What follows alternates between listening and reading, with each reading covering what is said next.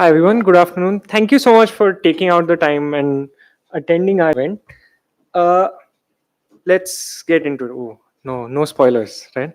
Uh, we are all experts on recycling now. We know what the problems are. We know what the solutions are. We know what the limitations are as well. Clearly, there is a lack of capacity, as both Siddharth mentioned, Rajesh also mentioned, um, and the inflow of plastics far surpasses our ability to actually aggregate it and take care of it. So plastics are a problem, right? I don't have to say this to this audience like preaching to the choir. So we'll have some numbers do the talking instead. uh, this is all research from the Ellen MacArthur Fund, the UNEP, whole lot of sources. 95% of packaging plastics are not retained in productive use cycles. 72% of all plastic packaging is not recovered in the first place. It's lost either to dumps or is burned, leaked. 6 to 9% of plastic waste is actually recycled, of which only 2% achieves closed loop recycling. So, as we mentioned in the discussion as well, most recycling is downcycling, if anything. It's not doesn't go back to the actual use that it was intended for. Plastics as a material also have limitations. So there's 7 to 10 recycling cycles that a plastic can go through before it loses its qualities that make it so useful. So say we recycle all the plastic that we generate, we have this technology to do so, still not useful, because after those 7 to 10 cycles, you still need more plastic coming in, more virgin plastic coming in, and the process itself is also quite inefficient. So we've seen all of the material issues, standardization issues that lead to losses during the process itself, the extrusion process, the sorting process, the grinding process, the washing process. So leads to 30% plus losses that we've seen in our unit as well, as Rajiv mentioned. But is recycling a false solution? I I will say no. It is a solution. It's a part of a solution, not the entire solution. It's not a panacea, that's for sure. Right? Can't take us out of the hole that we've dug ourselves into. So, what are the options really? The reuse economy. In environmental circles, in GPT discussions, we've seen this come across, especially in first world countries, in the developed nations, so to say, where the Global Plastics Policy Center puts it as the reuse economy is a transformative model that seeks to move away from the current take, make, waste approach, instead focusing on maximizing the value and utility of packaging material by circulating it through multiple uses. It is not an alternative to recycle. It's not a new recycling. I feel that reuse is more about changing our consumer behavior, right? It's looking at the problem from the other side, instead of like how do we manage all of the material waste that's being generated. So how do we reduce it in the first place? How do we make sure that we are making the best use of the packaging material that's coming across? But before we move into what reuse actually entails and our analysis of reuse, we need to look at the nature of the relationship between waste pickers and plastics. Uh, this is a graph on the right is from the scrap shops in Pune, where the cooperative scrap shops, where we see that close to 60% of a waste picker's monthly income comes from plastics. Of course, there's a lot of paper, metal, glass, other things, but this increase has been new as well. It's a recent development. So the waste picker union's name, which is comes from the material that waste pickers used to collect, included of paper, glass, and metal, the canisters. There was no mention of plastics 30 years ago. Only in the last 10, 20 years has it taken up such a huge chunk of a waste picker's income. Most waste pickers in India are not earning user fees, unlike the waste pickers in Swachh. So all of their income is mostly dependent on their earnings from recyclables. Um, in India, in Asia, South Asia particular, we've seen that this ratio of plastics goes anywhere between 40 to 60% of a waste picker's earnings. And they play a huge role in collecting these plastics, of course, but not all plastics are as important as some, right? So we see, if you look at the graph on the side, on your right, the pie chart, rigid plastics are particularly important. to waste pickers. Close to 80%, 83% of a waste picker's earnings come from rigid plastics. 11-12% comes from clear, high value, flexible plastics like LDPE. And the rest, a very small percentage, 6% in Pune's case, let me reiterate, comes from MLP. This is only because we run a specific initiative that takes a huge hit, supported by ITC, where we buy MLP at an artificial floor price from waste pickers. So without any artificial interventions to collect MLP, which is not bought in any of your local scrap shops, this wouldn't have been there. So the share of rigid plastics would have even increased, if anything. We also need to look at the ease with which recovery happens. So rigid plastics are important to their income basket, of course, but they're also because it's so easy to recover them. So if you look at the efficiency rates for rigid plastic recovery, high 70s, 72, 83, 71. If you look at flexibles, very low, 28% for LDP, 26% for PP, 6%, measly 6% for MLP. And yet, we see that within we have a study of our waste characterization that we'd done in Pune a few years ago, where we saw that close to 30 to 35% of the plastic waste that's generated in a city is MLP. So 6% is recovered, but takes up such a huge portion of the waste that is generated. This allows us to create a metric to think about reuse, right? If it's been proposed as an alternative to the current consumption behavior, consumption patterns. There's two key considerations. One is prioritization. So we've seen here that rigid plastics are very important to waste pickers, and they're recovered at a fairly high rate of efficiency. Flexibles, on the other hand, are not. So if we want to try and implement new solutions, should they be focused on the ones that we can manage relatively well right now, or on those which we can't manage at all, right? So prioritization is very important, and consultation. So given the importance of these plastics in a waste picker's livelihood, taking them away, the fact that reuse will take away some of these away from them, is extremely dangerous to their already vulnerable, fragile livelihoods. So taking that into consideration is also very important. So when we look at a reuse model, or any model that's sort of trying to replace recycling, it should ensure a just transition. We are a waste picker organization, or an organization that works with waste pickers. That is of key importance to us. But there's 3 points that need to be assessed. So for assessing a reuse model's utility, so to say, it should be inclusive, no brainer, right? Why should the people that it's going to replace should be included in the new system? Makes sense. Scalability. This was a point that was brought up earlier as well. I'm sorry, I forgot who. A lot of pilots everywhere. Not many planes, right? Like there's no big scale changes that we see.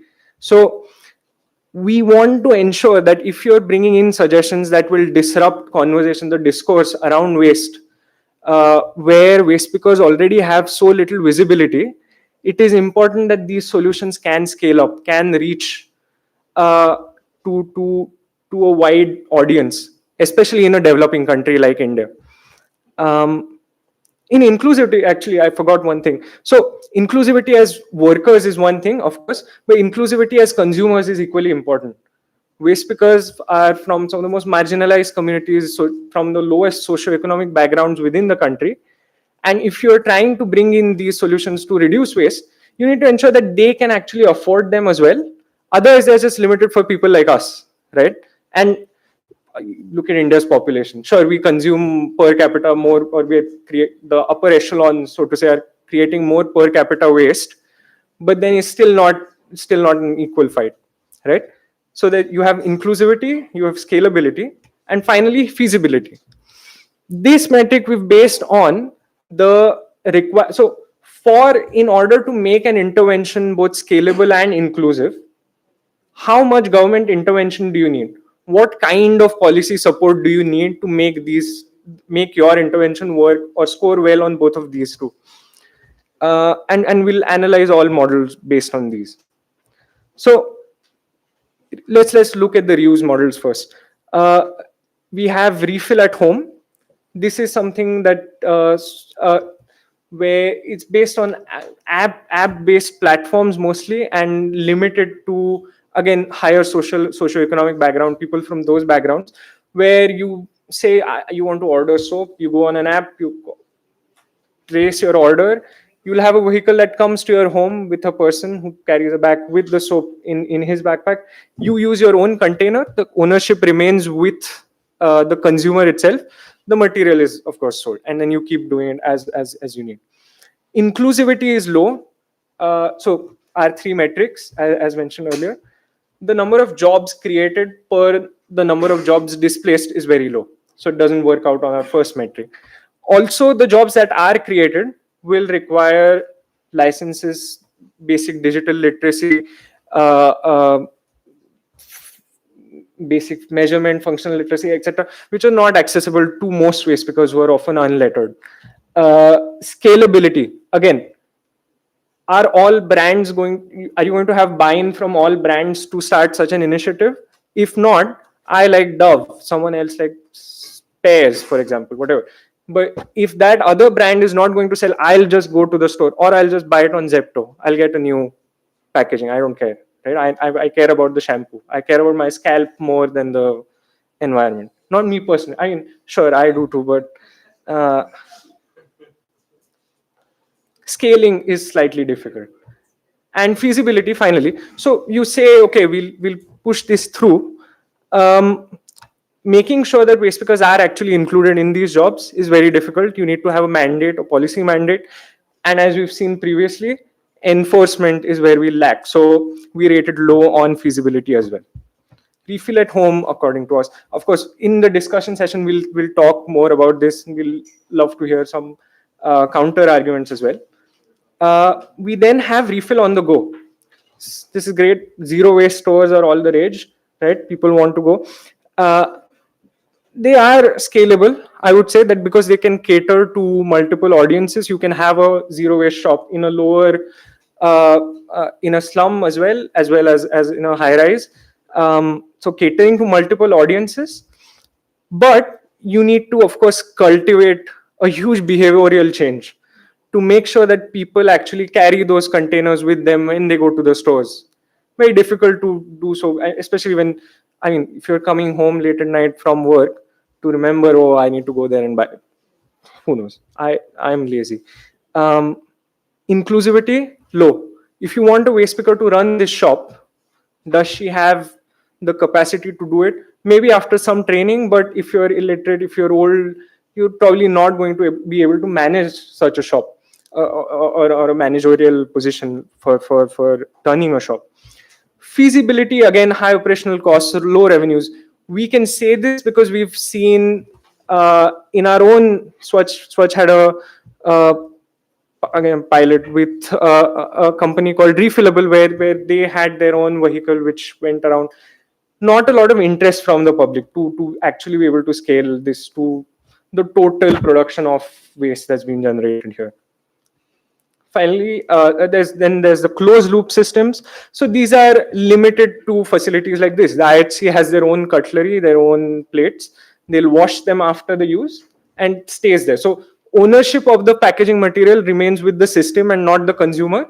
And the consumption of the product inside the packaging material is limited to the location of purchase, right? Inclusive, yes. Scalable, yes. Feasible, yes. Sure. But scalable in the sense that it's only limited to these locations. So all locations do this instead of buying single-use plastic? Sure, great, do that. But there is still minor policy adjustments required, where you need to ensure that the waste picker who was getting access to the waste that's been generated from such a facility gets access to the jobs, the washing jobs, quote unquote, right? That there's some priority that's given to such a worker, because it's fairly easy to be inclusive of this. Then you have the semi-closed loop systems, where say you take away from a restaurant, you consume the food at your home, then you deposit it somewhere else, the packaging material, which another company or the same restaurant, for example, can take to a washing facility and then distribute it back to all of the restaurants. So restaurants, street hawkers, street vendors, street food related stuff can be useful, can be scalable, can be inclusive.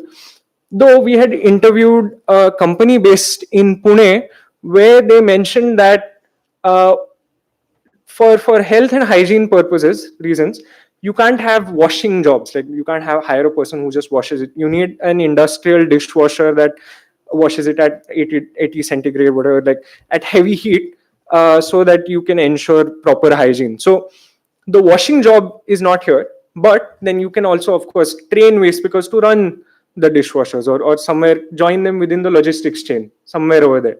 So possible, but of course still requires policy support to enforce inclusivity in washing and handling jobs.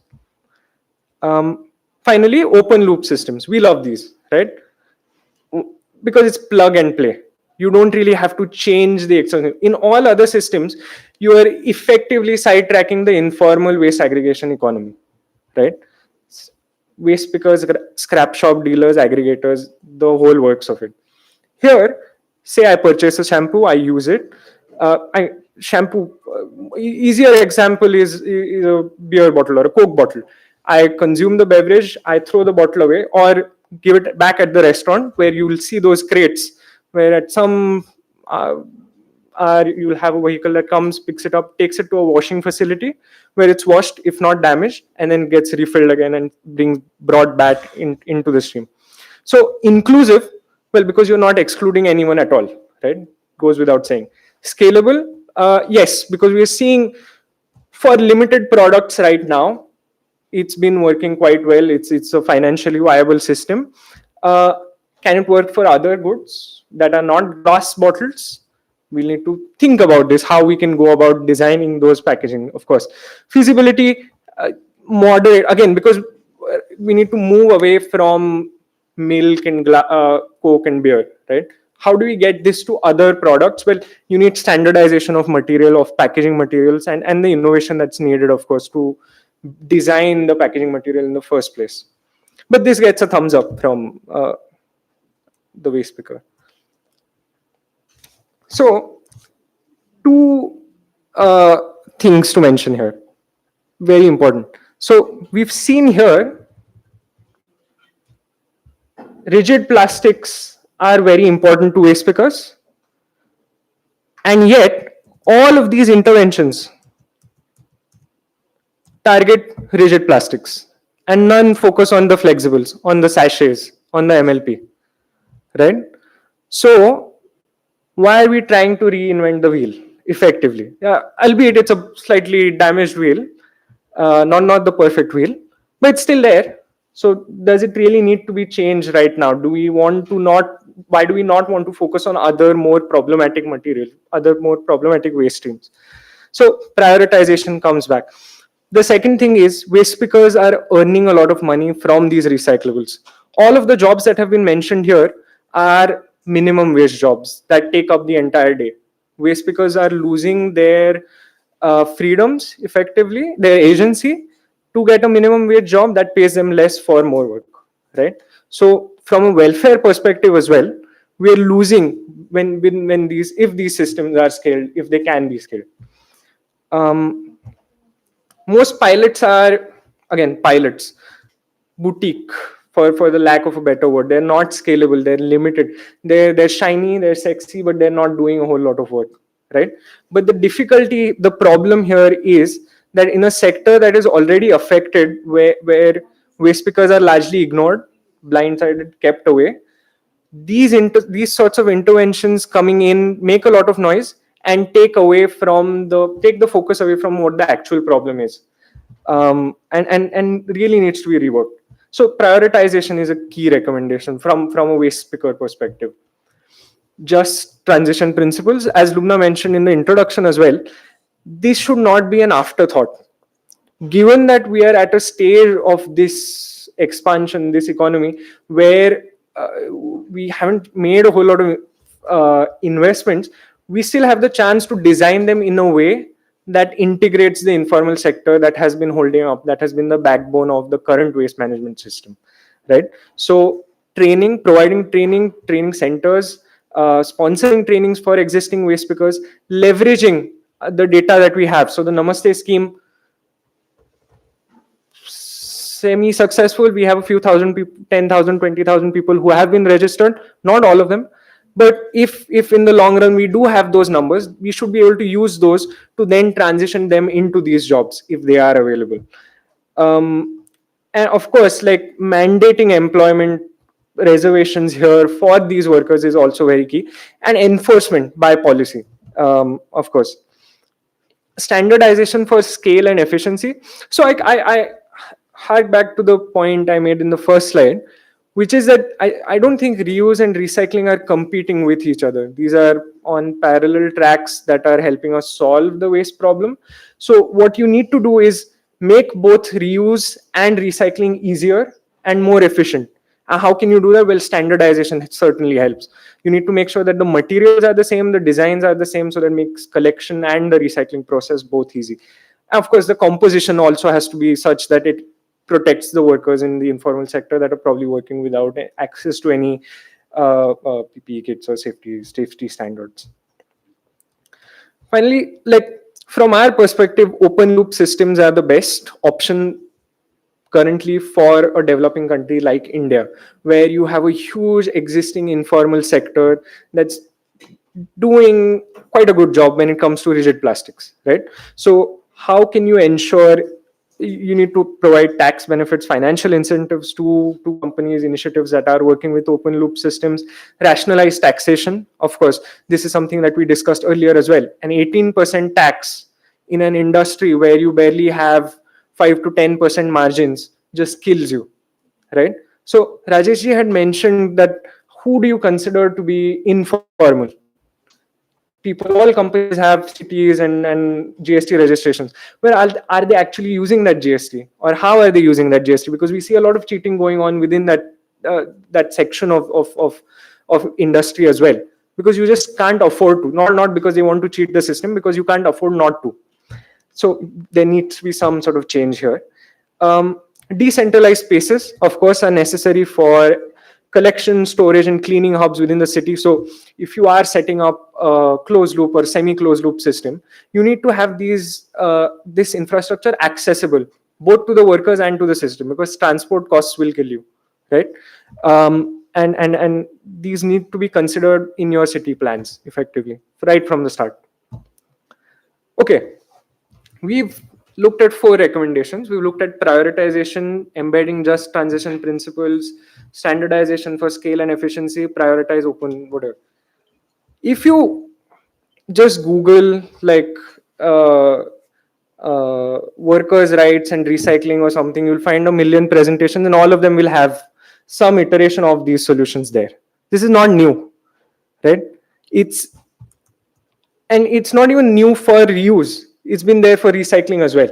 So we've been speaking about the same things for a long time, but what led to the failures of recycling was that the true costs of recycling, the costs of being informal, like what makes a recycling unit viable is that it externalizes its costs onto the informal sector. The informal worker has to work without access to gloves or without proper remuneration for their labor, right? That needs to be stopped. So we need to include or account for the true costs to make sure that the entire chain functions properly and has access to all of their rights that they deserve. And another key issue is the lack of implementation, basically. Like all of them mentioned that the EPR is great and policies are great, but policies are not great if they can't be implemented, right? Can't be just great on paper. Then it makes no point effectively. So how do we ensure, and who is it that we need to speak to make sure that implementation happens? So Mo Sengupta will be here in for the next panel.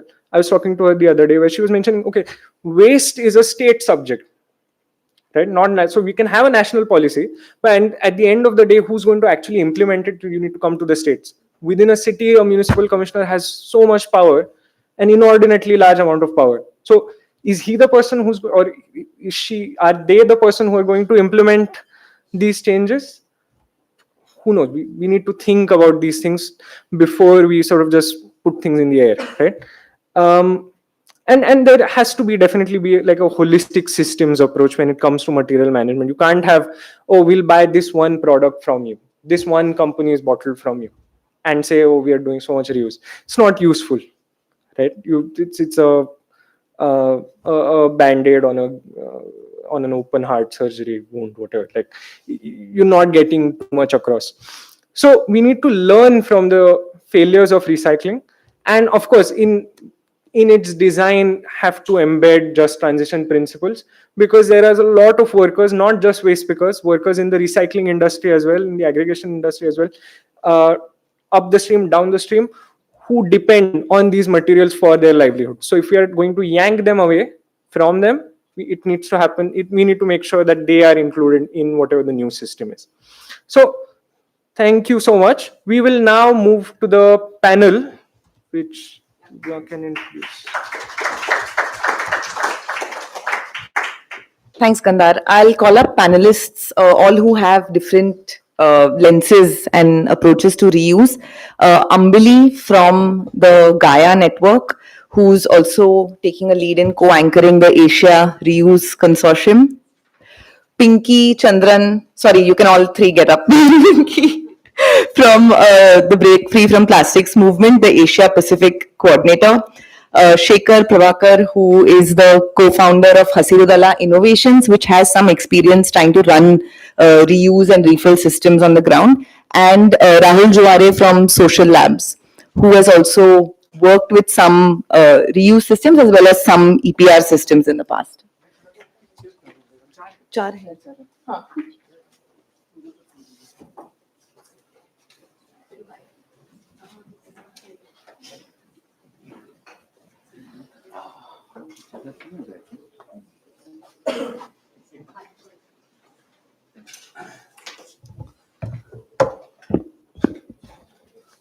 Okay, I'm going to put all of you on the spot.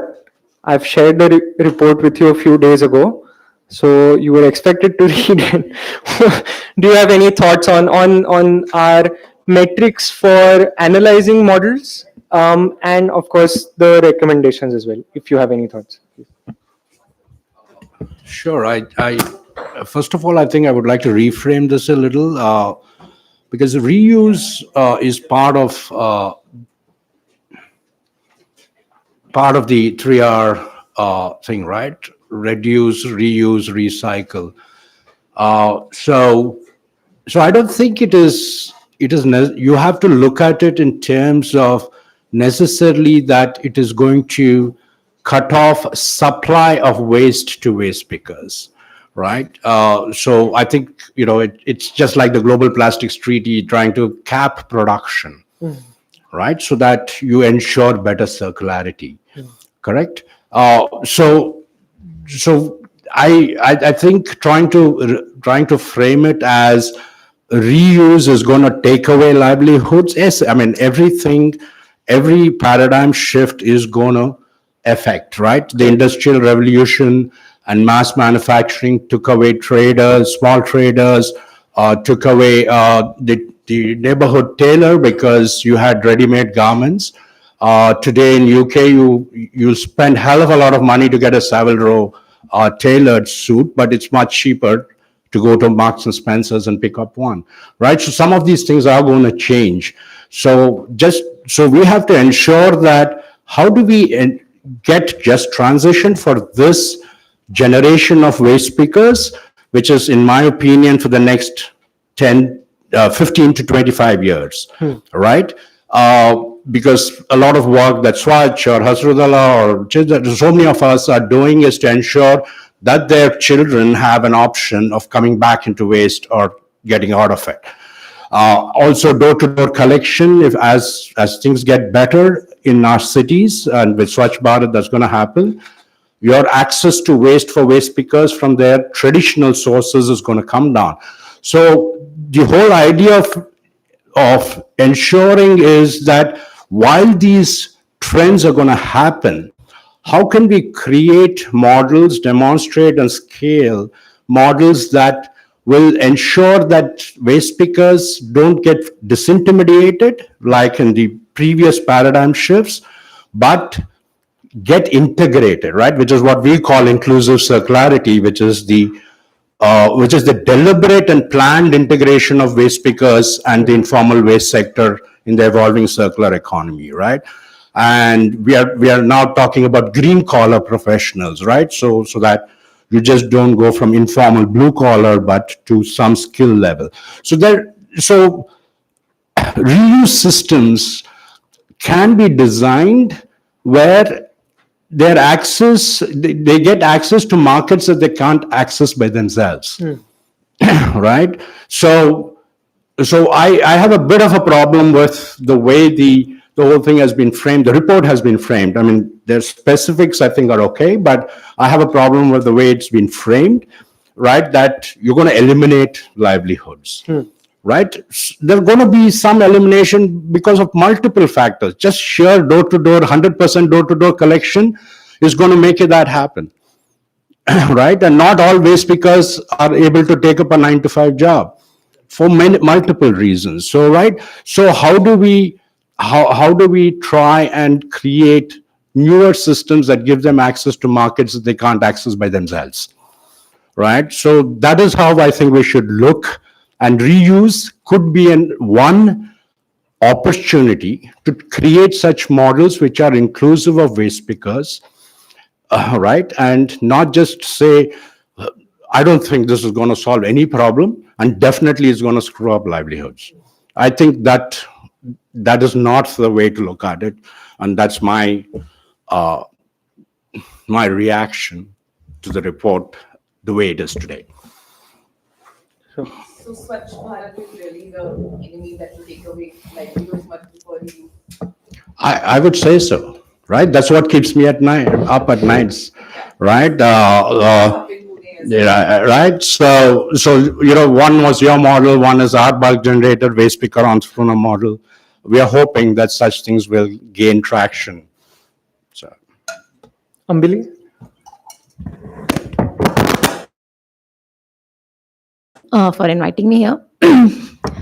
I actually liked the report. I found this very well timely. Why? Because I think the EPR for reuse, it is kicking off this year. Although I have problems with that and the mandates that it has. However, all the discussions that we've been hearing on reuse is still, from a global north perspective, waste picker, discussion has not come in any conversations. Like early this year, we have had discussion with Alliance of Indian Waste Pickers, and these issues came. I don't know, whatever Shekhar was mentioning. There were real fears that would our livelihoods be lost, and there were also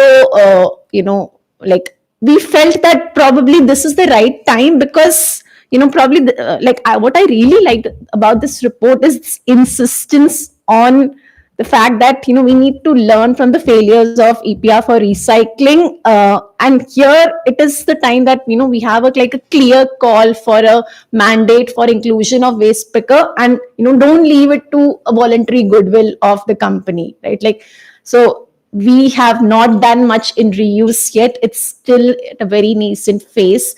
So having this and starting those conversations would hopefully make a change. We cannot guarantee that, but learning from what has happened because of EPR for recycling, I think this is very timely. And I think it's also a good reminder that, irrespective of, we would have to transition to reuse, and it may happen parallelly. It would not be completely, replacing recycling. There would be a time when reuse and recycling would happen together. But what we need to really see is that reuse should not happen at the cost of displacing waste pickers, and I think that has come across, very profoundly in the report. So I think this was very timely, and especially given global plastic treaty discussion is ongoing, this couldn't have come at a better time. So thanks.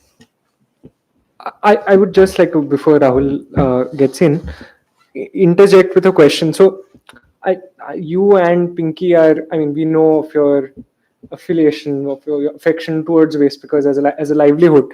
But in the broader environmental discourse, Are they like, who are these people? Can they just shut up? Like, I'm caring here. I'm the earth's burning down, and they're crying about these few thousand people who are working in this sector.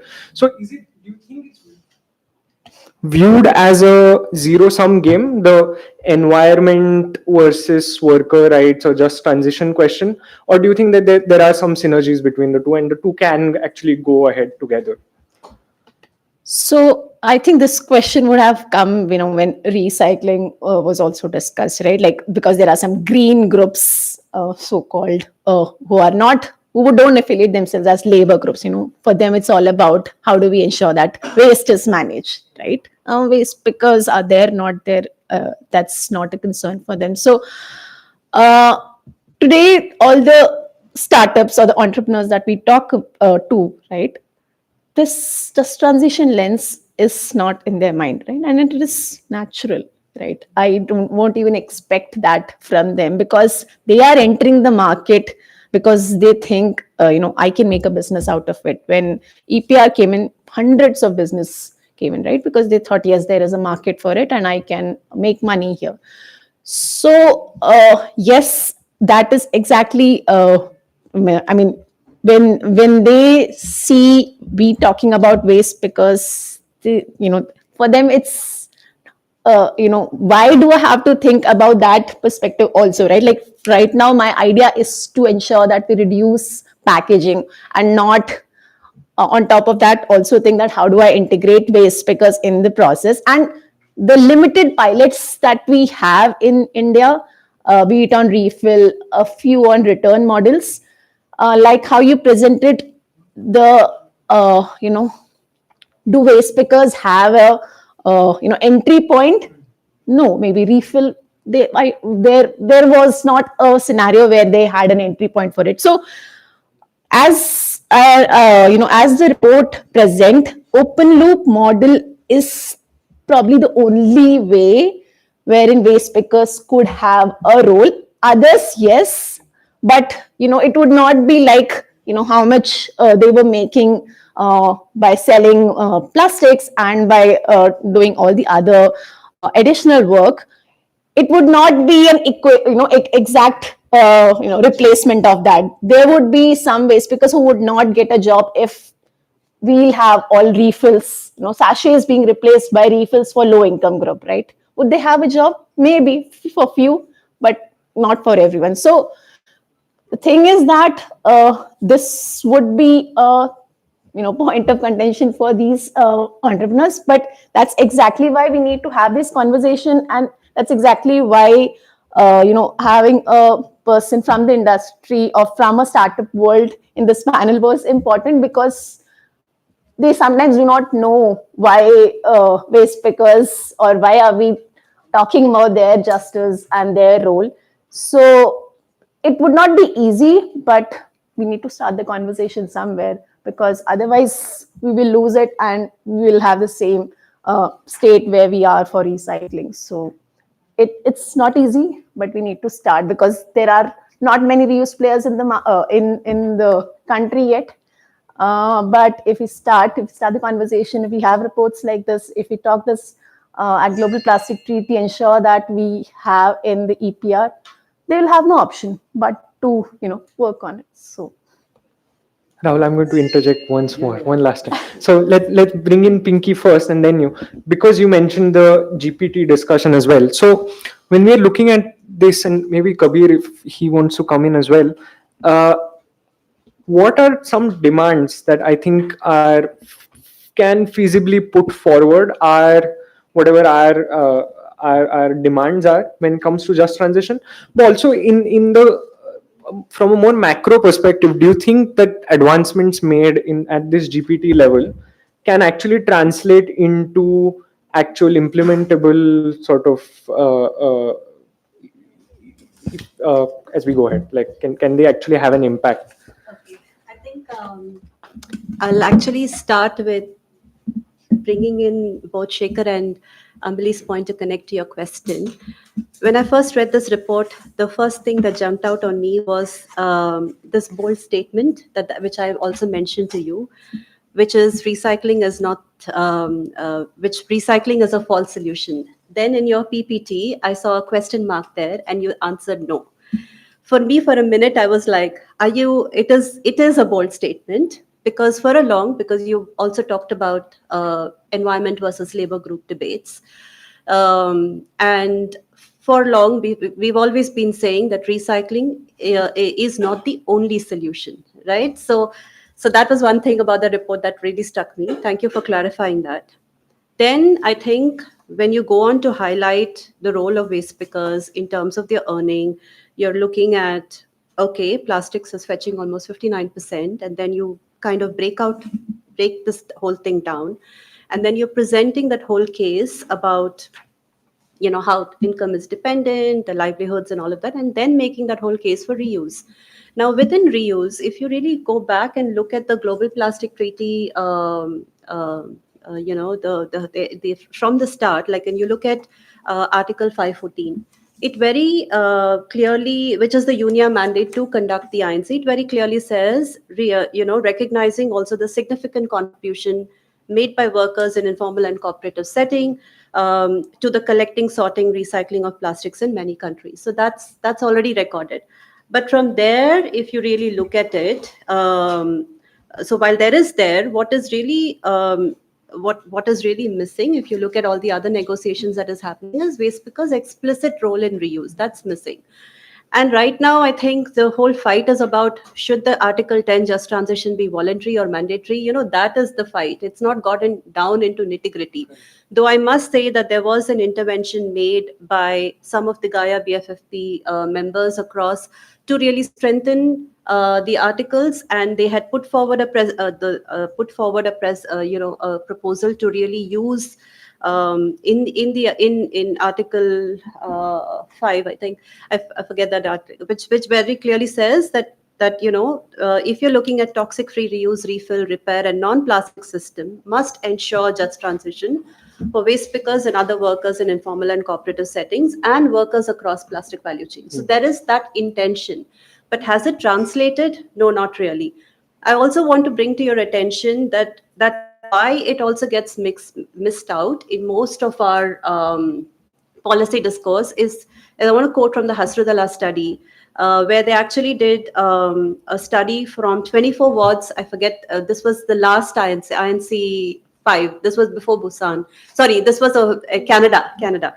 And in that, what they found out was, from the total incoming waste and looking at what materials are going for reuse, from that study, we know that at least 3% is going for reuse, which is coming into the DWCC. But in this report, what is not counted is the glass bottle recycling. Correct. And we know that glass bottle recycling is at a whole different level. Correct. But only looking at it from the 3% that is coming into, while there's 40% that is going into personal use, there is also 48% which is going into second-hand markets.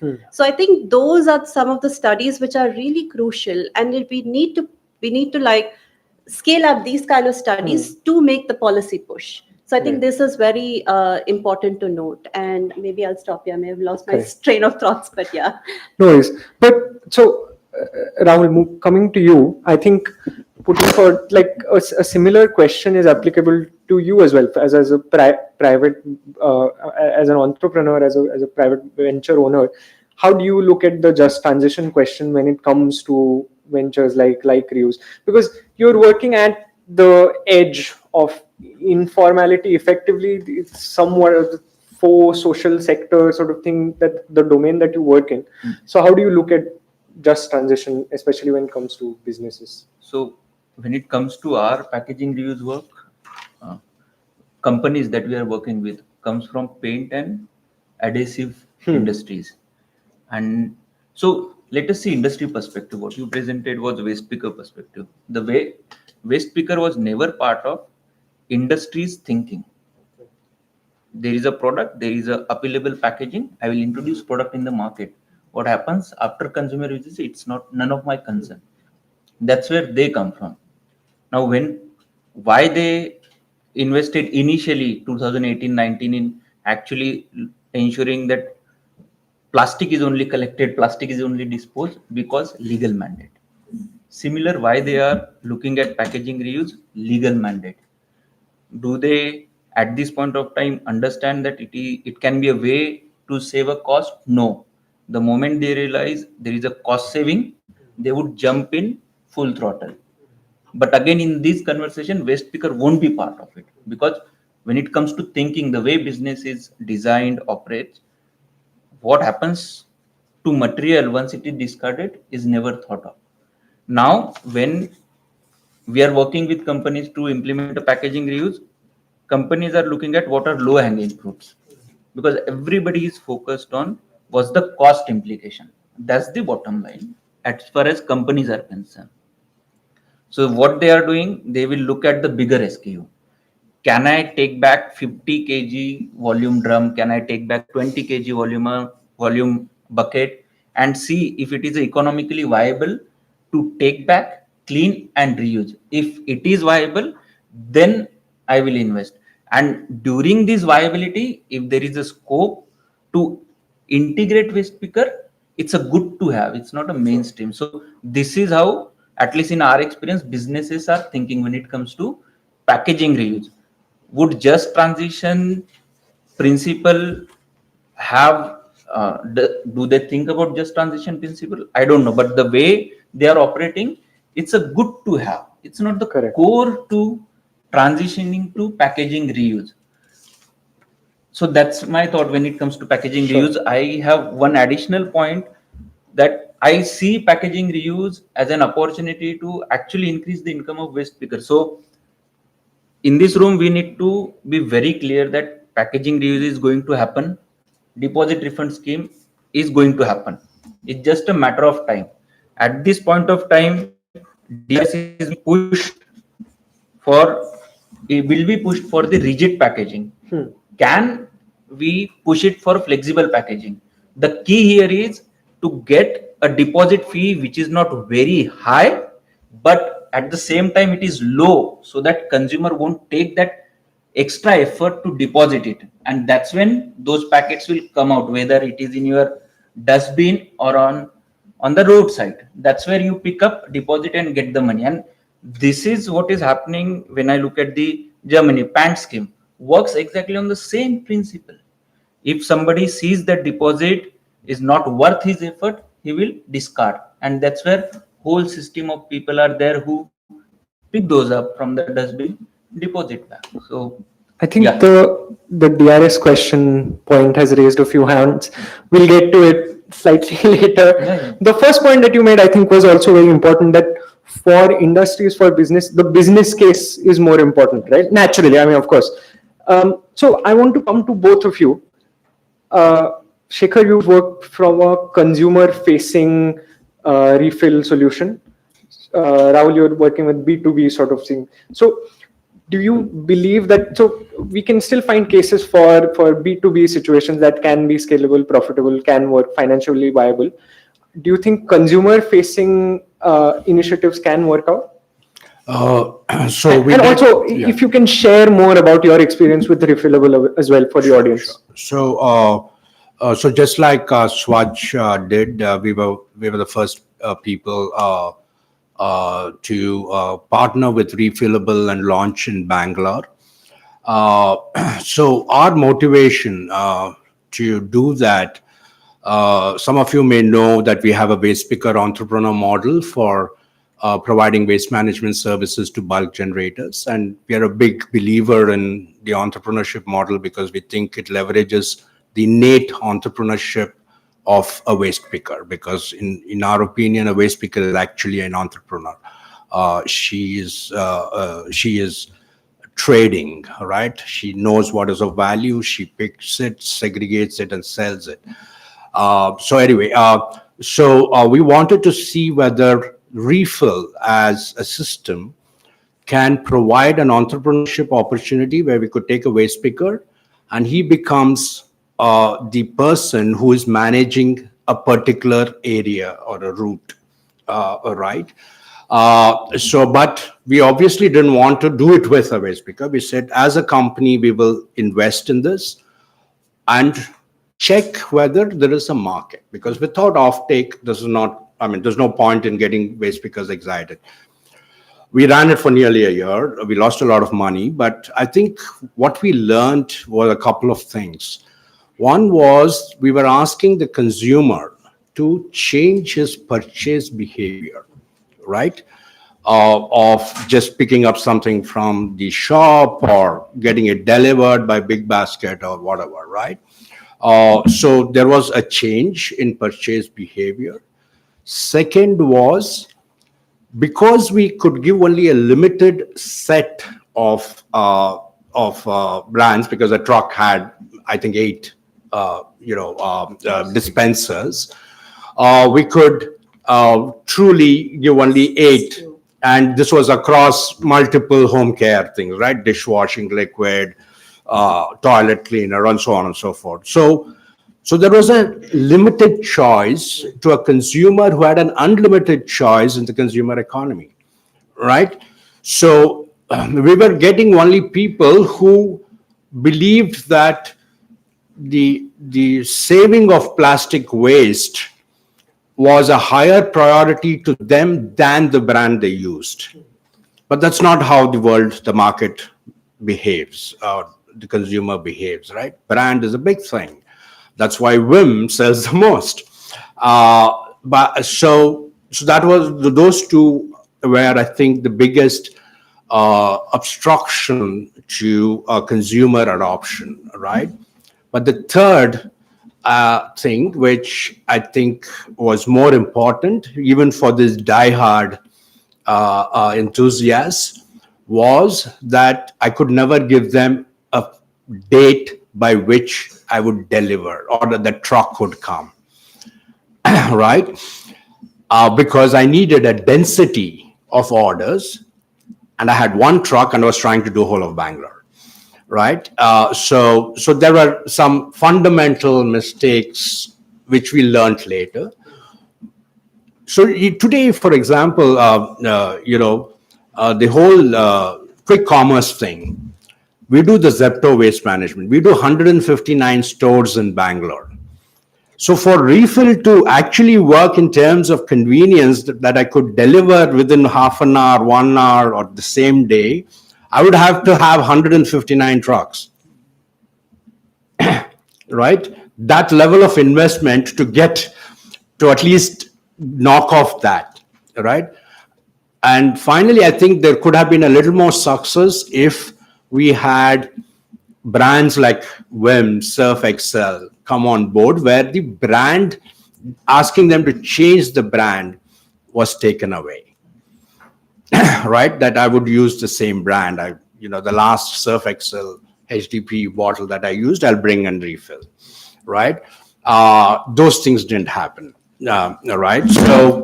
So I think the mobile refill is a dead concept, in my opinion, and refillable also closed down and they're pivoted, right? So it was an experiment, but what motivated us, as I said, was if we actually had 200 trucks going around Bangalore, I would be able to get 200 waste picker entrepreneurs. And they would have created an asset for themselves in terms of the truck, because I would have financed it, but over 4 years, they'd have paid for it and it becomes their asset, right? So that was what we were looking at as an opportunity, and it didn't work.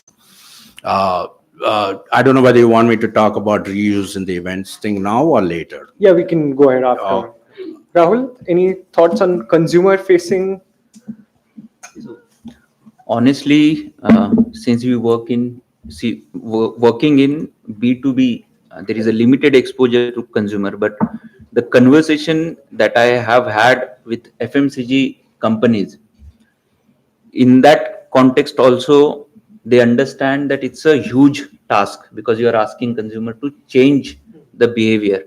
One of the key lever that they are looking at, again, deposit fee. What person gets back, even if not deposit fee, there has to be incentive. Is that incentive enough to get that customer out of his house and return the bottle or the container? Again, I'm talking in context of packaging, which is majorly rigid and which is more than 0.9 liters. because companies are thinking, again, because there is a mandate. So I think, as far as what Shekhar said, consumer behavior is a huge task at hand, and at least few FMCG industry that I have interacted with, they understand it, and they are trying to figure out a way to how do we bring that transitions slowly. Right. Yeah. Request the panelists to keep it short. We are running short. Yeah, sure. We'll have to finish by 1. So lunch. Yeah, I want to eat. So we'll try and end this early. No, Ambili and Pinky, the points brought up by both Shekhar and Rahul were important. Is that consumer facing ideas, open loop sort of systems are not in place yet. Refills are not going to work, though they might for B2B solutions. That can be scaled, of course, but for consumer solutions, you can't. And the solutions that they are looking at still focus on only on the rigids and larger size rigids, right? So what about flexibles? Can you bring out some examples from across Asia or the rest of the developing world where we've seen some work being done on flexibles, or is it still just a sigh? Yes. Okay. Unfortunately, I wish I had an answer for this, but for flexibles, no. There are no startups working on replacing flexible with a reuse model.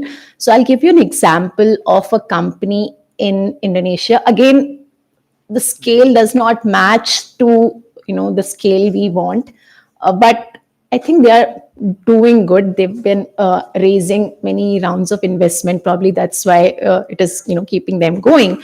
But they have what Shekhar said, refillable. The challenge was there were 6 SKUs.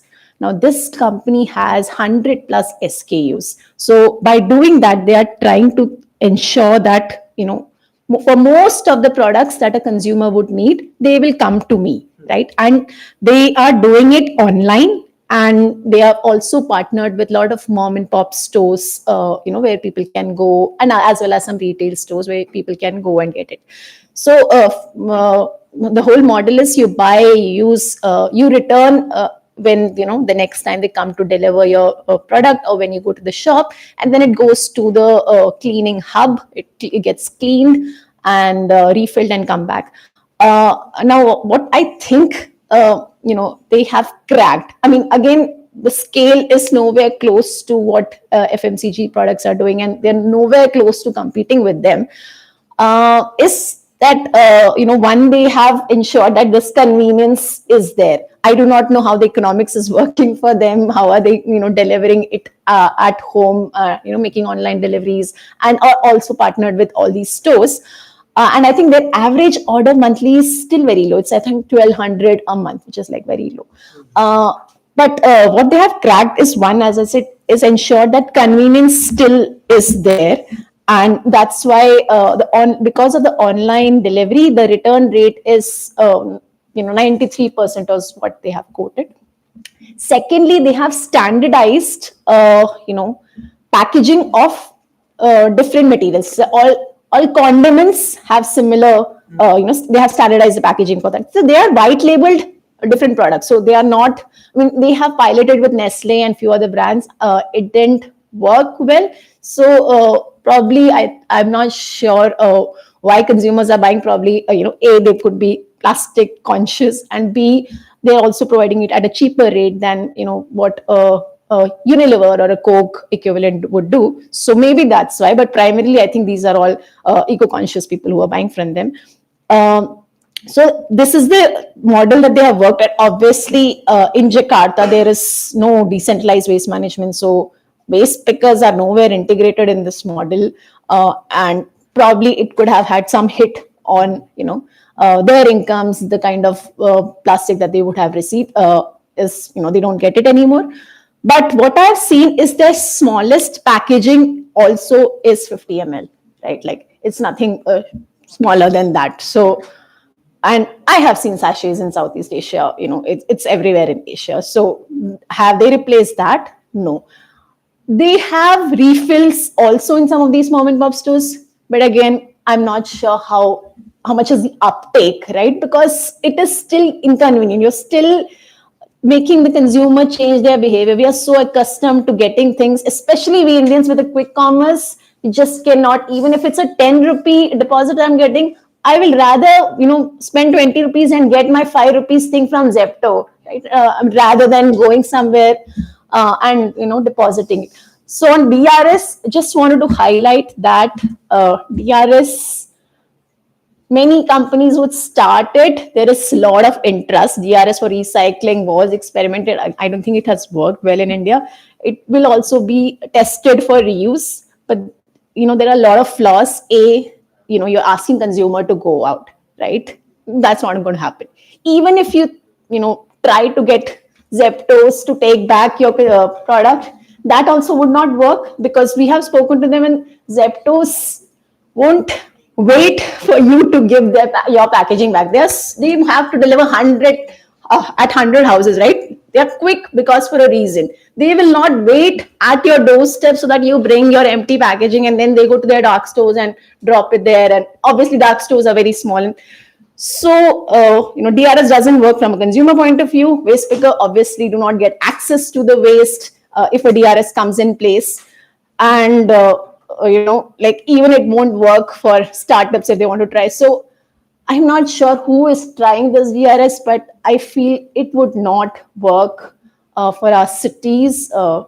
Maybe for some remote geographic locations, they could pilot test, but for our current cities, DRS is a no-no. And in Uruguay, they are proposing a model where they will work with waste pickers. So what they're saying is waste pickers will be running these DRS schemes wherein people can go and deposit, and where the money waste picker groups will earn is from the service fee, obviously, and whatever unclaimed deposits, right? The deposit still goes to the consumer, but whatever is not claimed, they can claim and they can make money.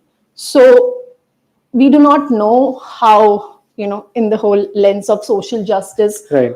Is it actually helping waste pickers, because it's still in a very early stage. They're still testing and they're doing it for all beverage containers. Correct. But would that model work in India? No. I mean, also even if we- waste pickers set up these, who's going to go? Exactly. In India, you already have so many hundreds of thousands of people who are willing to work for even lesser money than what the deposit is. So it's, we're exploiting their vulnerability in some senses, but that is the existing underlying circumstance. So hard for DRS to get some play here. I would like to open up the questions to the audience as well. If any one of you, yes, please, can mic then.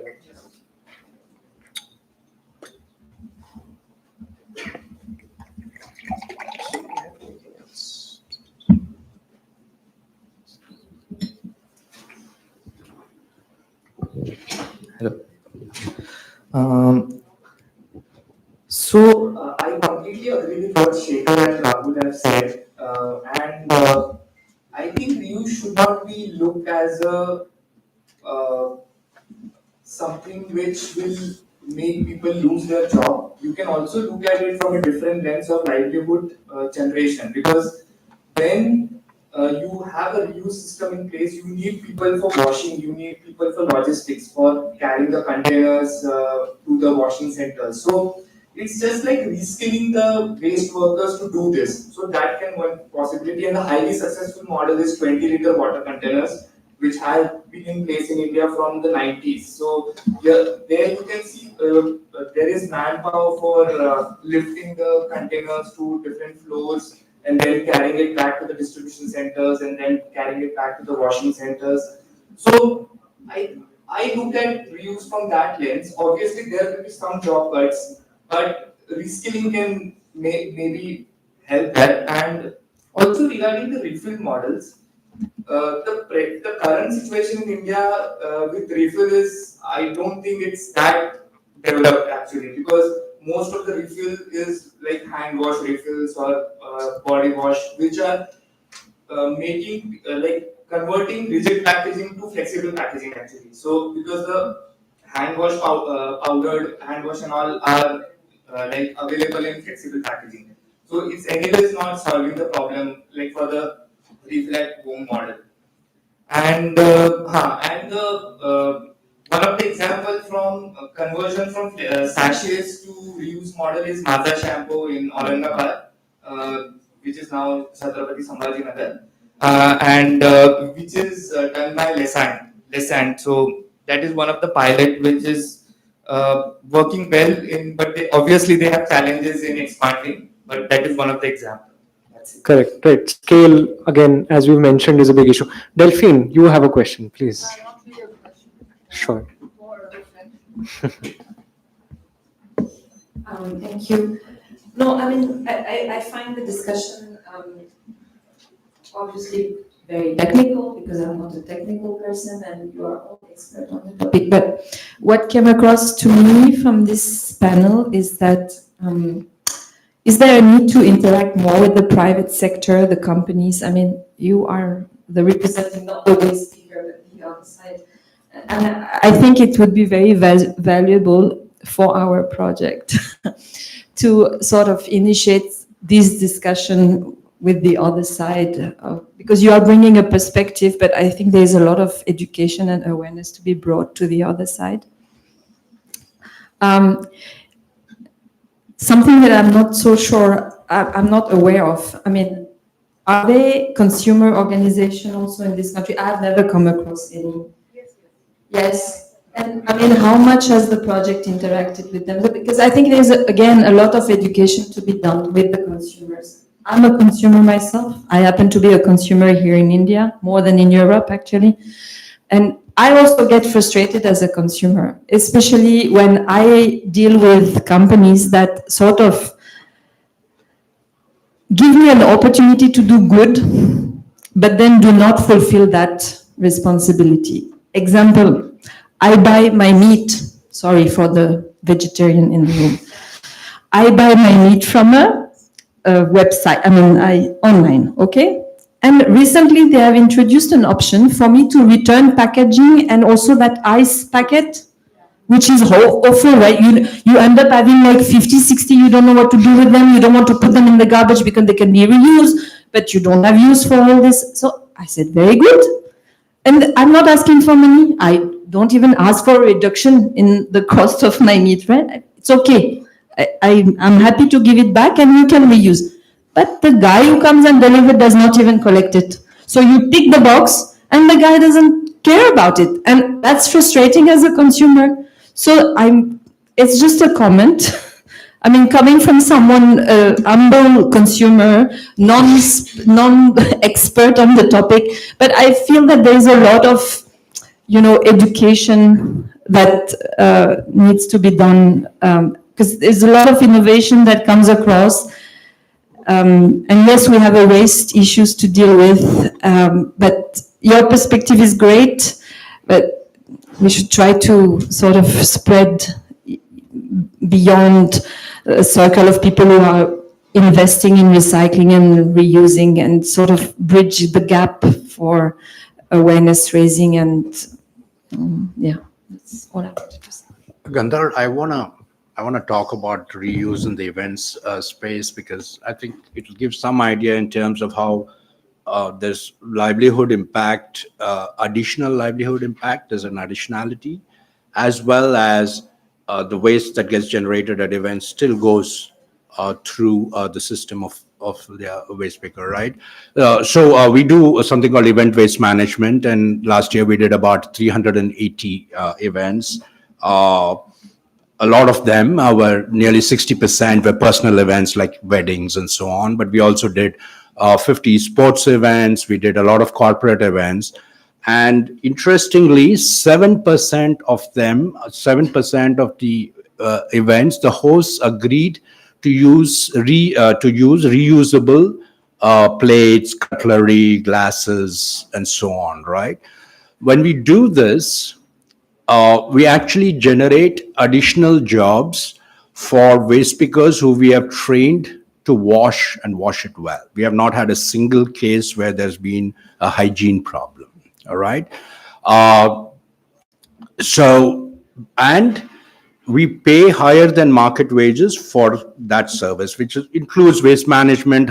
So housekeeping was an additional skill that we taught them to do, which was venue cleanliness, toilet cleanliness, and so on. And then we added reuse, and therefore there was washing, right? So we added jobs at the event. We also, and we delinked their So, but in the beginning, it's very difficult because people say, oh, she's scheduled caste, she's eating in that, and how can I eat as a Brahmin? So, that is there in the rural India. Yeah. I not to add on, but the point that our friend next to Vignesh made, and Shekhar as well, that there of course there'll be some job losses, but what we need to ensure, we need to add a gender lens here as well. Are those job losses disproportionately affecting women, right? Because you have the 20-liter cans, but the people who are picking them up are going to be men mostly, and not elder women waste pickers who've been working in that sector and they probably can't transition. You can't go through a a body lifting reskilling sort of situation.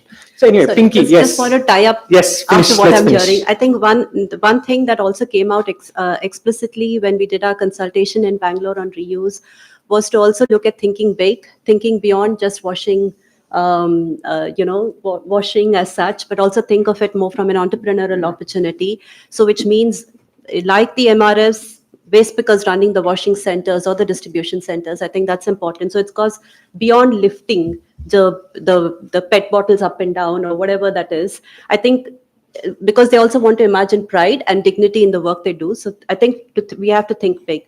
Second, to think big, what we need to do is also challenge the existing reuse taxonomy, because I think it is extremely limited. And like we know from both Hasrudala and the Swatch study, there's a lot more things happening. And I think that's why Gaia BFFP are working on a taxonomy where we are really looking at redefining this to recognize reuse systems, recognize reuse practices, and recognize the other forms of reuse that are happening, which includes repurposing. And within that, really differentiated, because this whole notion of control and ownership really needs to be challenged. And we've already seen that in existence with beer bottles. I think that's important. I want to tie it back to our discussion, the morning panel, because we talked a lot about DRL. We talked a lot about sachets, and I think the panelists rightly made this about the collection. So if we don't really have these kind of strong, stringent measures for companies to change, we will forever be talking about this. Like, is there a model where they really looked at flexibles or not? We have to make it so compelling that they are forced to change. And when the companies are forced to change, they will invest in advertising. We all know how did recycling come about. It all started by Keep America Beautiful ad, which says packages don't litter, people do. And that was the change of it, because we were then thrust down. It made us feel guilty that we're not recycling. So if that can happen, even the whole idea of, oh, take away, McDonald's cheap, this is like a 2 rupees, whatever you can eat, the 2 rupees or $2, whatever, or 20 rupees, whatever is the price. You can eat this and you don't have to wash your plates or anything. It's easy to take and go. So I think all this can happen if we start there. So we can't have isolated discussion. We really need to have interconnected discussion. Understand, and your book also rightly says, understand the failures from recycling. We do not want reuse repeated as recycling, and that's the reason why we need to connect the dots, make one thing harder for companies to invest in the behavior change. It will automatically happen. So I do get the point on caste and class, but again look at and then the water, because water was another issue that was raised as well. So we really need to bring these things together. Step one, start with challenging the taxonomy. Thank you. So this, yes. You were talking about women Hmm. not able to live. There are different ways of addressing it, Correct. right? I mean, we have done technology for our balers, our smaller balers, easier to manage by women. All the technology is available, even for lifting, everything. So we cannot say because women cannot lift the No, job. But we have to also invest in mechanical, Correct. research and design many things. So I think all of us together have done so much. We have to bring it together. Sure. Yes. One last point. Yes. I think from a policy perspective, while there are broad strokes of views in our national policies, and another context that where we misuse is at subnational level and local level. So probably in local bylaws or subnational strategies for states if reuse can be further mainstream. I think Right. it really help in implementing it at a wider scale. I think, of course, we'll end this discussion. This all of the research that we did for this report leaves me in particular with a unscratched itch, so to say, because we still haven't answered what is the solution for a large scale, a scalable, inclusive solution for this problem. Maybe an open loop problem. Who knows? We can't. But that is also reflective of the current state of reuse and the reuse economy. So a lot to think about, but we'll eat while we think, and we'll head for lunch right now. Thank you so much. Yeah, no, of course. Thanks.